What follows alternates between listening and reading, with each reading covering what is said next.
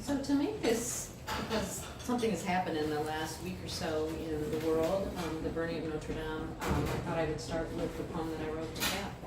And it's called Notre Dame is Burning. As the world gasps in horror, wrings its helpless hands against the gobbling monster, the elegant spire that reached to the heavens, now a funeral pyre of yellow-orange flame as it canters, tumbles, crashes through the majestic arch roofs, the ancient wood beams tinder to the flames.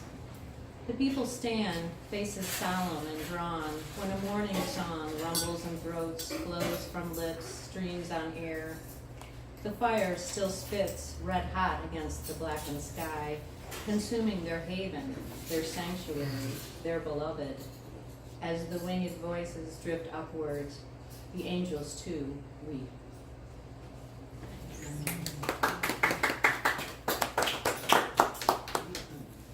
Feels weird clapping to that.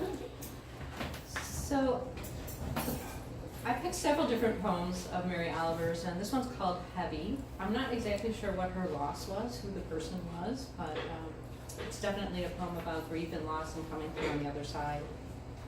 It's called Heavy. That time I thought I could not go any closer to grief without dying. I went closer, and I did not die. Surely God had his hand in this, as well as friends. Still I was bent, and my laughter, as the poet said, was nowhere to be found. Then said my friend Daniel, brave, even among lions, it's not the weight you carry, but how you carry it. Books, bricks, grief, it's all in the way you embrace it, balance it, carry it when you cannot and would not put it down. So I went practicing. Have you noticed? Have you heard the laughter that comes now and again out of my startled mouth? How I linger to admire the things of this world that are kind and maybe also troubled. Roses in the wind, the sea heaves on the steep waves, a love to which there is no reply. Would you like an applause? Yeah. Can I wear your hat? So this was not my direct response. This was actually a response to a Samuel Beckett play that said, I can't go on, I go on. And if anyone can explain Samuel Beckett to me, please come up after this. Because looking for Godot made no sense to me. So this is called Going On. I can't go on. Mornings at the kitchen table in my skirt and blouse, the bitter bite of strong coffee on my tongue, water from my eye, etch my makeup, mapping my sadness on my face. I lift my heavy body from the chair, fill the channels with thick makeup, disguise the purple crescents under my reddened eyes, slump behind the wheel. Can I go on? In the car, the radio serenades, a soulful voice wails, the lonely piano runs the lower register, playing my ribs, resonating through my body cavity. Singular, somber, the notes float me back to that day. I flip the station, turn it up loud, so other drivers turn their heads. I force myself to sing along, though I cannot force her gentle face from my mind. Must I go on? At work, I dodge minefields of memories, startled when the boss comes, stands inside my office doorway, taps an impatient foot, shakes his displeased head. Focus. I must focus on the computer before me. Quiet the quiver in my voice, shroud the image of her motionless body, her black fingertips. The hours crawl. Please get me through. Just get me through this day. I can't go on. Adrift in a house too big for two, I am hollow. The nursery walls wait, mocking me. My hands hover above the car keys, then grip the cold metal. I could just go. Drive until the road ends in thick woods where wind could whip away my cries, like crows ascending high into the blue until the black dots disappear. The mossy rocks soft and silent, not judging how long I mourn. Dinner is done, downstairs, dark and silent. I slip beneath cool sheets, read the same paragraph over and over until Baca blurs the words and I slip into restless sleep. The clock is set for 6:15 tomorrow. I go on. Oh, that's a good one. I like that.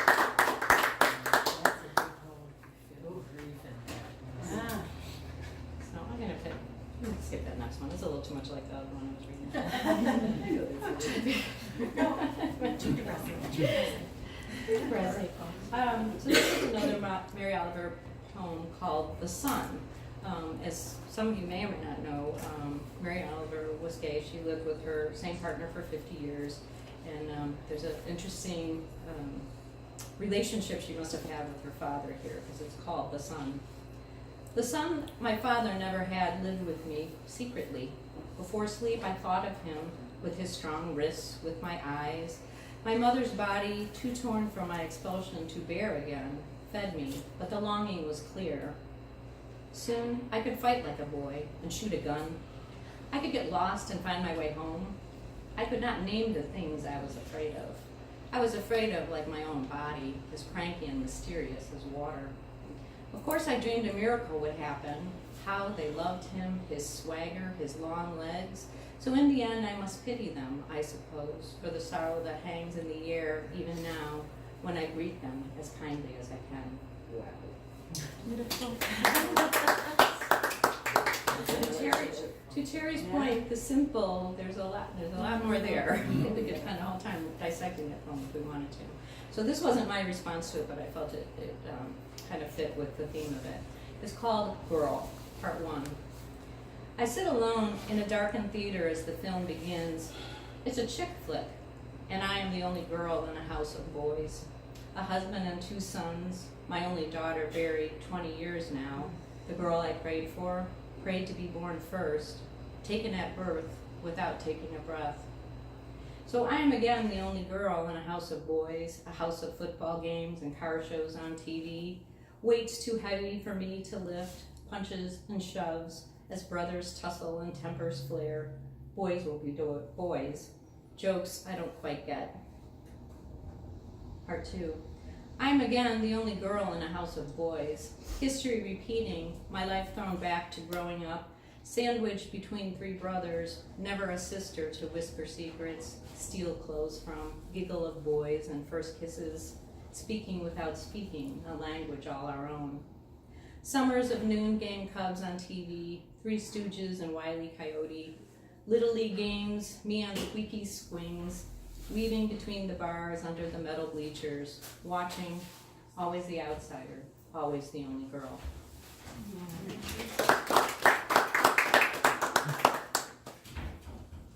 So Bryce and I decided it was a good thing if you could make people cry. So I also thought maybe it'd be a good thing if I could make you laugh. So, okay. This is affectionately called a rant poem.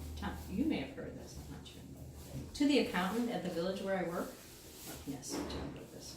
Okay, I gotta get this right. This is almost a one long run-on sentence.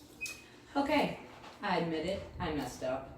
I forgot to get my postage check request in before the deadline for the village board of trustee meeting, which means I would have had to have it in 4 to 5 weeks ago, as you only meet once a week in the summer, and all expenses have to be voted on by the whole committee. And the post office doesn't take credit cards, and you won't let me pay, because then it would be on my 1099, which would be wrong, because then the reimbursement would appear as income, which wouldn't be right from a tax accounting standpoint, which is the same reason the printer doesn't pay for someone else's permanent postage, because the accounting just doesn't jive.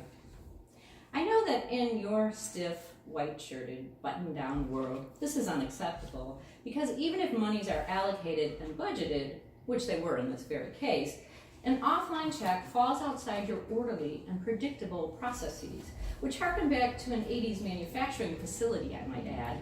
And this is not how you do business, and thus refusing is the easiest, tried and true, we've always done it that way response, and makes you feel oh so superior to commoners like me who can't seem to play exactly by your archaic, pedantic rules.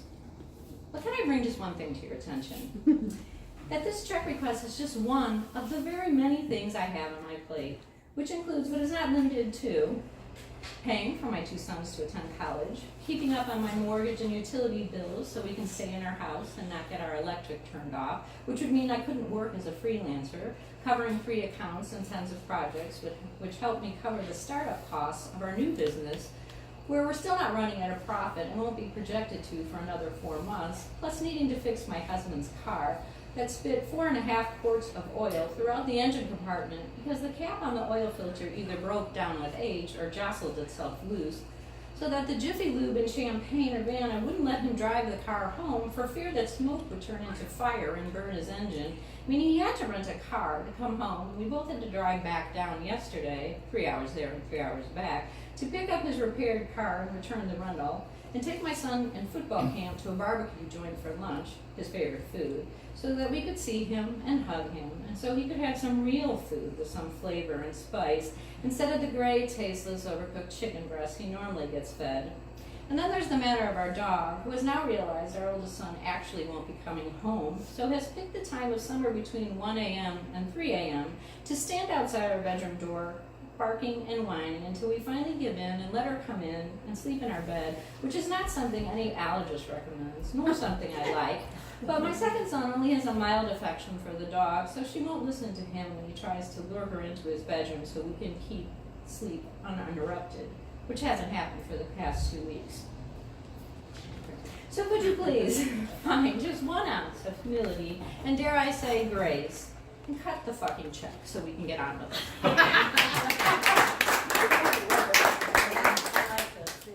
Great. Okay.